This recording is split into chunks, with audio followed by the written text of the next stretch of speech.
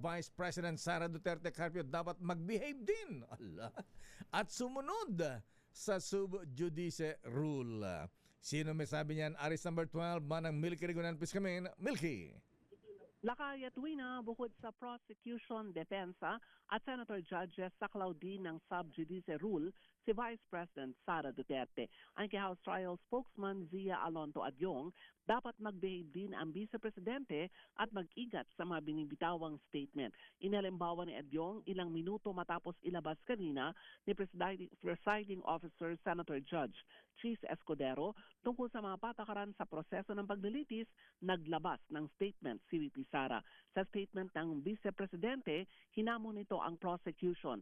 Napatunay ng na kanya umanong impeachable offenses, maglabas ng mga ebidensya at pinalagan ang mga name-calling, gaya ng pagtukoy at pagtawag sa kanya na mastermind sa kanyang kwestyong misuse ng kanyang confidential fund. Narito si House Trial spokesman Zia Alonto Adyong.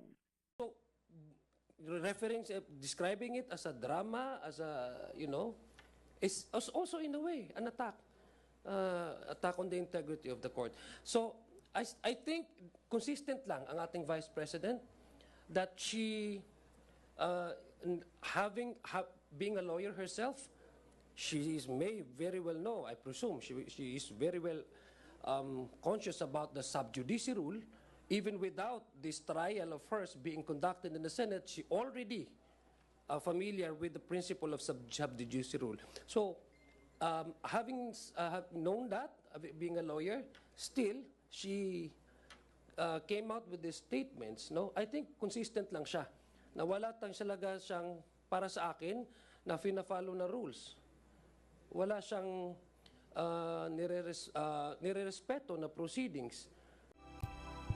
Samantala, sinabi ni Adyong, pag-uusapan pa ng prosecution team ang inilabas na Rule 18 ng impeachment court. Naniniwara rin si Adyong na dapat patuloy pa rin ang pagpapaliwanag sa publiko sa mga nangyayari sa impeachment trial para maiwasan ng fake news at maunawaan ng publiko ang takbo ng paglilitis.